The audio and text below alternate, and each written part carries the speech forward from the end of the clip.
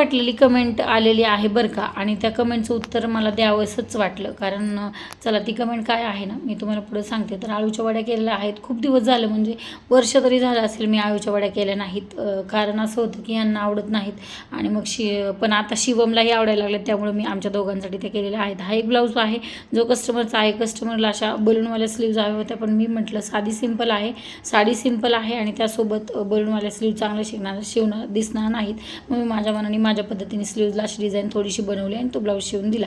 आता कमेंट अशी आहे की दरवेळेसच टेलरची झालेली चूक फॅशन म्हणून घालता येत नाही. माझा ब्लाऊज असा होता की त्याला आतून कॅनव्हास पेपर बऱ्याच आजकाल ब्लाऊजला येतो, एम्ब्रॉयडरी वगैरे केले असेल तर तो कॅनव्हास पेपर टेलरनी काढला नाही आणि तसाच ब्लाऊज शिवला. त्यामुळे ते गोळे गोळे ब्लाऊजमध्ये धुतले की निर्माण झाले. तर असा ब्लाऊज आला तर पहिलं तर मी पाण्यामध्ये घालते आणि पाण्यामध्ये घातल्याच्यानंतर त्याचे ते कॅनव्हास पेपर काढून घेते आणि मग तो मी शिवते. आता तुमच्या टेलरची चूक मात्र झालेली आहे.